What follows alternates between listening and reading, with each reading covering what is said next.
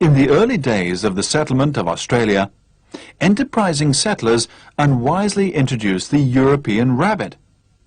This rabbit had no natural enemies in the Antipodes, so that it multiplied with that promiscuous abandon characteristic of rabbits. It overran a whole continent.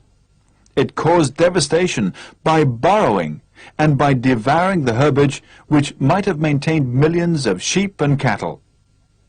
Scientists discovered that this particular variety of rabbit, and apparently no other animal, was susceptible to a fatal virus disease, myxomatosis.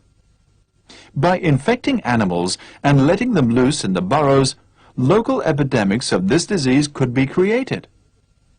Later it was found that there was a type of mosquito which acted as the carrier of this disease and passed it on to the rabbits. So while the rest of the world was trying to get rid of mosquitoes, Australia was encouraging this one. It effectively spread the disease all over the continent and drastically reduced the rabbit population. It later became apparent that rabbits were developing a degree of resistance to this disease, so that the rabbit population was unlikely to be completely exterminated.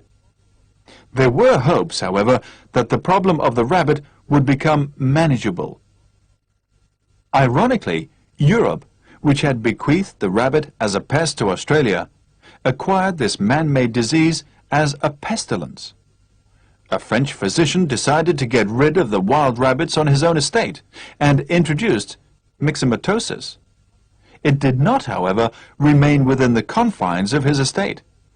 It spread through France, where wild rabbits are not generally regarded as a pest, but as a sport and a useful food supply. And it spread to Britain, where wild rabbits are regarded as a pest, but where domesticated rabbits, equally susceptible to the disease, are the basis of a profitable fur industry. The question became one of whether man could control the disease he had invented.